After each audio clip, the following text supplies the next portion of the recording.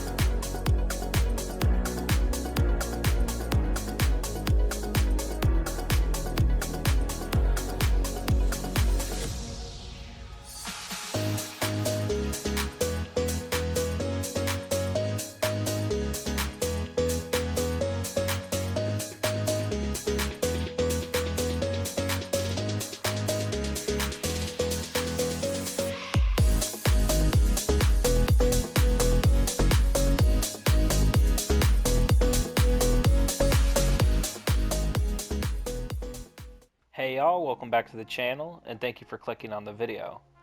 I hope you guys enjoyed that intro. It was heavily inspired by Mr. Warframe, guys, so shout out to him and his absolutely hysterical videos. I watch every single one. But anyway, we're talking about Oberon today, and Oberon was actually a frame that I had put a poll on along with Neza and Ninx. So Oberon was second place, so we're getting down the list here. Ninx will be next. But Oberon has been in the game for a long time, one of the older frames, and he just hasn't really been that impressive as a support considering how many better ones we have now, like Wisp and Citrine. But I think with this build, I think it definitely kind of takes him up a notch and gives him a unique playstyle that I think a lot of people should check out. So let's jump into the build and see what's up. So let's talk about Oberon's kit here. Now I took off Smite and replaced it with Blood Altar.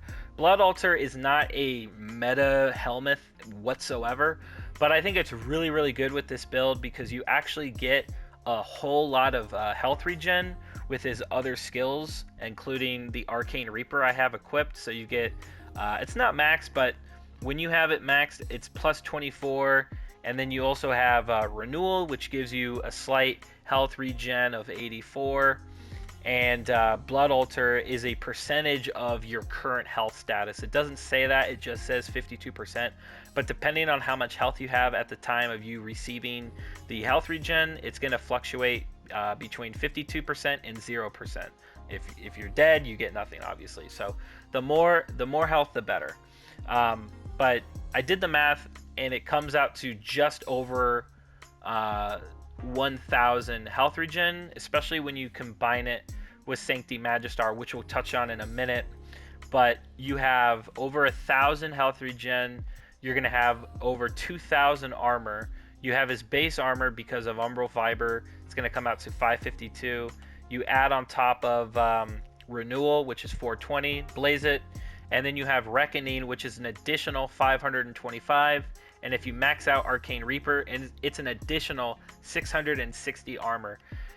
Combine that with Adaptation and over 1,600 health, your EHP and just overall tankiness is completely out of this world. It is insane, as you saw in that small little snippet at the beginning intro, just how easy solo Moat Survival Steel Path was. I never ever dropped because I was constantly healing. I had over 2,000 armor and just over 1,000 health regen, not including Sancti Magistar. You literally cannot die with this build unless the game throws a cheap one-shot mechanic at you. But other than that, I mean, you also have good amount of DR2 with Hunter Adrenaline. I mean, this build has everything. So going back to his abilities here, we've got Hallowed Ground, which gives the big debuff, big AoE CC of Rad. Now, Rad is actually pretty good, especially against the Corrupted, and which is what I tested on, but it's also really good just with any type of enemy because, you know, the less they shoot you, the tankier you're going to be, right? So with 145 range, you're going to have 20 meters. Now, you don't need to have too much range because you can actually cast this multiple times. And you're probably going to want to because the way it functions with Reckoning, which is going to give you that armor strip, that blind, and basically just give you tons and tons of utility thanks to how these two abilities work together. Now, Renewal is Oberon's third skill, and it's going to be your main support skill for your teammates. It gives them armor, initial health, health regen, and a bleed out slow. That isn't exactly important. They should probably swap that out with something if they were to touch Oberon again at some point. Bleed out slow is really not good, but this is a really good skill when you combine it with everything else in this build and is passive. Your teammates and yourself are just so tanky, and you're CCing the enemies that they really can't do anything. Now with Reckoning, like I mentioned, you're going to want to use your second skill alongside this one to armor strip, but it also gives a decent CC of its own with blind, and it gives you the health orb drops. Now it's a static 50% drop, but that is really good because that's why we have Arcane Blessing. Now the enemies are going to drop health orbs at some point anyway, but you're going to increase those odds and scale your Arcane Blessing even higher, which is going to increase your EHP like I mentioned before, trying to make Oberon as tanky as possible. Now, as I mentioned before, Reckoning does have a good amount of armor thanks to its augment mod. Now, if I were to take off Transient Fortitude and Intensify, it gives a base 250 armor, but it does scale with strength. So when you add back up to 210, you're going from 250 to 225, a little over double what you would normally get at base 100 strength. But yeah, there's the build. Like I said, 2,000 armor, over 1,000 health regen. You've got your passive, which is going to link to your pet as well as your allies. You're giving them health, you're giving them armor, and they just no one's going to die in your squad on your watch. There's just no way. This build and Oberon is actually really good, and I hope that DE releases content that a build like this can actually be utilized outside of an endurance run with some friends. Now, our main weapon of choice is the Sancti Magistar. This thing does have its own inherent lifesteal or life regen. It is based off damage that you deal. It's going to be about 5% per damage hit. So however much damage you're dealing, it's going to be 5% of that, which if you're doing 10,000, 100,000, you know, the numbers just get so ridiculous. Like I said, this build is a little overkill with the survivability, but that was the whole point and the goal I was going for, is to be immortal with Oberon. Now, touching on the Incarnate mode, we've got melee damage, initial combo, heavy wind-up speed, and you've got a little bit of parkour and speed there, movement-wise. Now, the important thing is that this weapon does actually have really good heavy attacks, even if you don't build into it. So you'll see the evolutions I have is just attack speed, more range, and some critical chance and critical damage. Now, this weapon has a lot of range on its own. Even though its follow-through is quite small, you have a range of 7, which is insane. All you need is primed reach and that evolution, and you're good. Now, I do have conditional overload in here. That is only because of all the different debuffs that you were applying with Oberon and this. So if you wanted to take this out and replace it with, you know, prime pressure point or sacrificial pressure and then increase your crit chance even more, that's totally up to you. But as you saw in the intro, you know that I'm hitting red crits without a crit chance ribbon. This is literally just viral. That's all this is. It's viral and a Bane mod inside. It's not exactly meta, but it's really good for this build, and it allows me to hit everything I need to get everything I want. So again, like I said, the weapon has some niche heavy attacks. Even if you don't build into it, you can still use it and one-shot those acolytes, even if they have armor.